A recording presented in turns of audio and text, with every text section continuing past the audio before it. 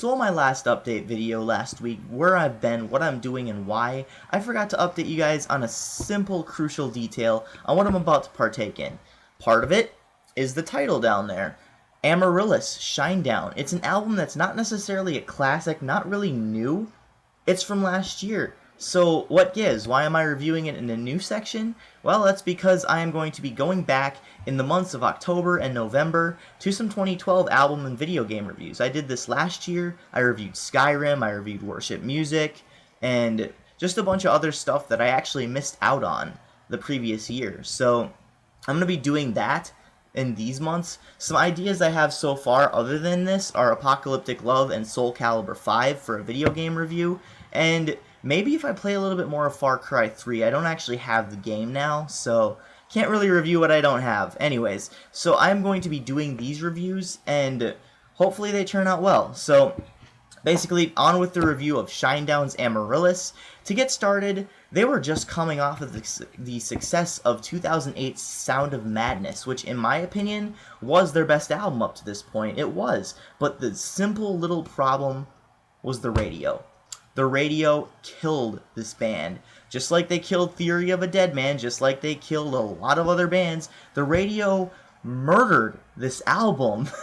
For God's sakes, if I had a penny for every time I heard Second Chance, or If You Only Knew, or the title track off of this album, or even Devour at times, I would be frickin' rich if I heard those songs on the radio and got a penny or at least a dime every time I heard them. I mean, it was every single day, and I just got so tired of it, hearing the same formula over and over again. I used to absolutely love Sound of Madness, and it took me a really long time to get back into my favorite song at the time, If You Only Knew, just because it was being overplayed.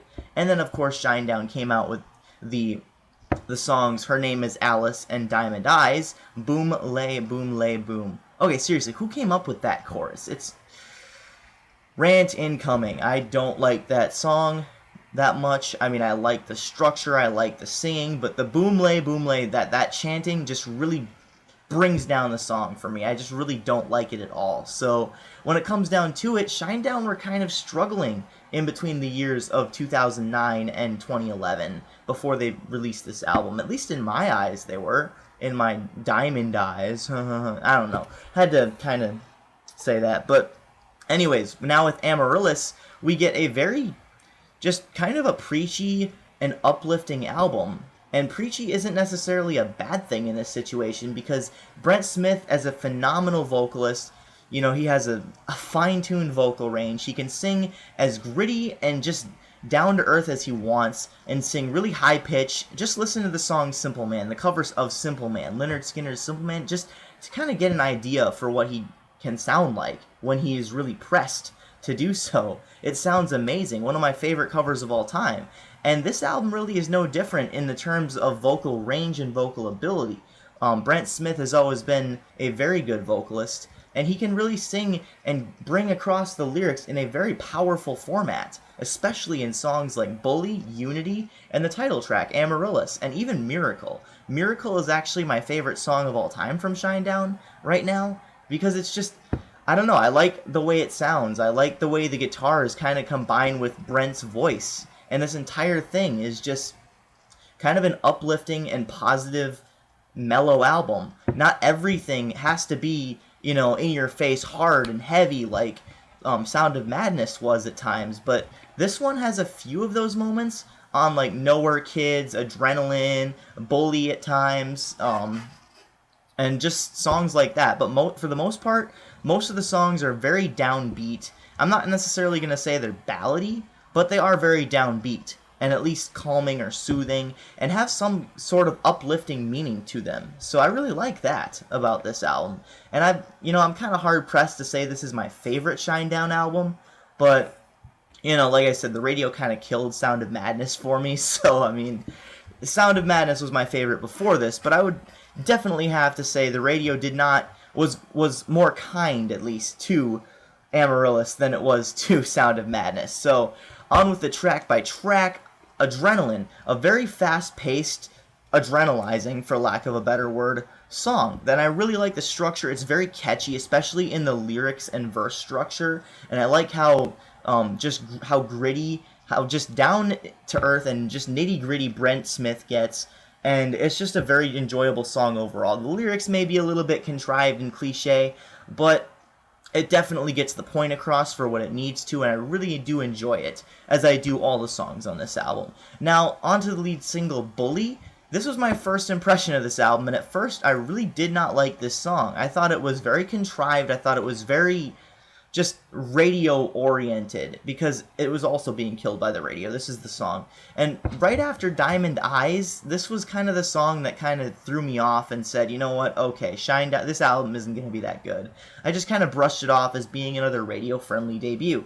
So I didn't really check it out or listen to it in its full form, which was a mistake on my part. So after actually listening to it and analyzing all the things that makes this song what it is, I actually have come to enjoy it. It actually has grown on me a bit.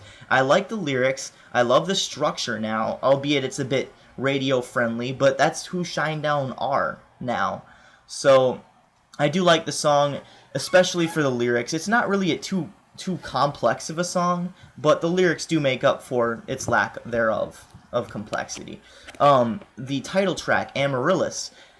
If I wasn't completely underwhelmed by the two beginning songs and in the beginning of listening to this album, Amaryllis, like it absolutely redeemed this album for me, full form. I love the intro to start. I think it's like an acoustic guitar or something like that. If not, then just, call me stupid in the comments. I have no idea, but it is an amazing sounding, just kind of mellow, down to earth, downbeat track. And I really love how Brent Smith sings. I love the sound of the guitars, the sound of madness, of course, and especially in the chorus and just the lyrical structure of the song overall just makes it a very enjoyable experience. And that's pretty much it. I use the term experience for this song, much like some of the other songs on this album as well. And what I said about the two songs being underwhelming, Bully and Adrenaline, they're not. That was just my very first impression of it. Now I actually have come to like every song on this album. So Unity, this is another uplifting one, probably the most preachy on the album, but it does contain my favorite lyrics of overall on this album. So they're a bit preachy at times, but they are what they need to be to get the point across. And, it's a message that needs to be spoken in life. So I did enjoy listening to that, and the kind of mellow structure and downbeat, down-to-earth structure of the verses and of the guitars and everything just kind of add to the atmosphere that this song produces, as well as the album itself. So, Enemies and I'm Not Alright, this one, Enemies has kind of a redundant structure. If I was to pick a least favorite, I'd probably pick Enemies, even though I still love the song. It's just kind of not up to par with all the other stuff on the album. It's just kind of got a redundant and repetitive structure, but that's not to say it's not a good song. I'm Not Alright, it's a good song. I do like this one. I like the structure of it and everything and the sound of the guitars. So the next one, Nowhere Kids, kind of the same deal. I like how just, heavy it is. It's kind of getting back to what made The Sound of Madness so good. So a lot of songs on here are reminiscent of The Sound of Madness, but not completely to the point where it's sounding just like a continuation of that album. This one's more like kind of taking a step back and really examining what made Shinedown so successful in the first place, especially in the lyrical department. So, Miracle, the next one, this is my favorite Shinedown song of all time, as well as my favorite Shinedown song on this album. Of course, all the songs on this album are Shinedown. I don't know why I said that. So, Miracle, You Are the Miracle in Me. I love the way Brent Smith sings this song. His voice in this song is phenomenal, and just the laid-back structure, like I said about Unity, like I said about Amaryllis, everything in this song just culminates into a beautifully written song. So, I really like it. The structure is there, the guitars, the verse structure, the riffs, everything just combines together and flows beautifully. And that's really the only word I can describe it, is beautiful. I'll Follow You, this one kind of starts off very slowly with a little bit of a piano, which is interesting to see the dynamics adding to the atmosphere, and just the variation that this album produces, especially, hearing a piano on this album. you know? But it is kind of a slow start. I didn't really like it to begin with, but it is one of the more mellow and downbeat songs on the album. I know there are a lot of them, but this is one of the most mellow and downbeat songs. It's not really fast, it's a little slower, it's got a piano, and it's got more of like kind of a soothing sound to it. So the next song is called For My Sake, and this is one of my favorites sheerly because of how emotionally charged it sounds. It's a very heavy song, but it's a very serious song in nature, and I really do like it for that. The next one, My Name, Wearing Me Out, kind of gets back into the more heavy aspect of the album, and I do like it for that. It's kind of a neat way to, wrap up the album, so to speak. And Through the Ghost, it goes back to a little bit of more of the kind of uplifting downbeatness of the album.